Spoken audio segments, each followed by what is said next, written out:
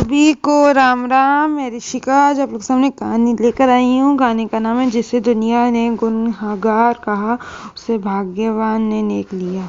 एक राजा की आदत थी वह भेष बदलकर अपने राज्य की गली निकलता और लोगों का हालचाल जानता।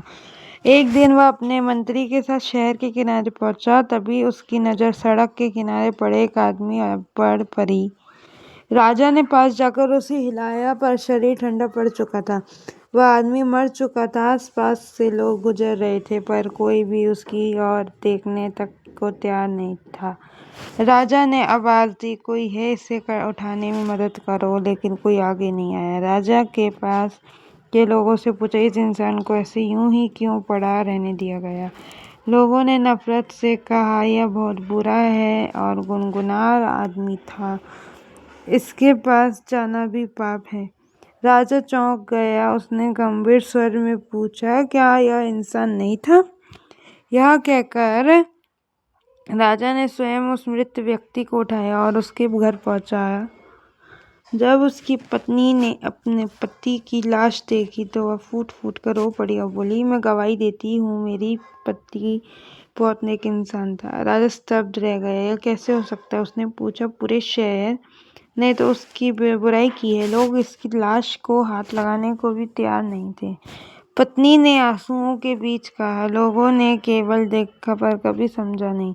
मेरा पति रोज शराब खाने जाता था, शराब खरीदकर घर लाता और नालियां बहा देता। वह कहता, चलो आज कुछ गुनाह इंसानों से कम हुए, और रात को वह एक वेश्या के पास जाता, पूरी रकम देता और उससे कहता, आज अपना दरवाजा बंद रखो, कोई तेरे पास ना आए। घर आकर कहता, आज कई नौजवानों को गुनाह से बचा लिया।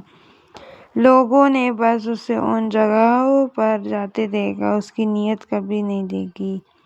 पत्नी ने भरा स्वर में आगे कहा, मैं उससे कहा करती थी, जिस दिन तुम मरोगे कोई तुम्हें नहलाने तक नहीं आएगा। वह हंसकर कहता था, घबराओ मत, मेरी अर्थी वक्त का राजा और नेक लोग उठाएंगे। यह सुनकर राजा की आंखों से आंसू बह निकले। उसने अपना भेष उतारा और कहा, मैं राजा हूँ, कल इस इंसान को मैं स्वयं नहलाऊंगा, इसकी अर्थी को कंधा दूंगा और पूरे सम्मान के साथ इसका अंतिम संस्कार करवाऊंगा। शिक्षा। हम अक्सर दिखावे से फैसला कर लेते हैं। अगर हमें लोगों को दिलों के राज पता चल जाए तो शायद हमारी जवानों खामोश हो जाए। किसी को गलत समझने से पहले सोचिए, क्या सच में वह वैसा ही है जैसा हमें दिख रहा है? हमारा सही या गलत कहना सच को बदल नहीं सकता।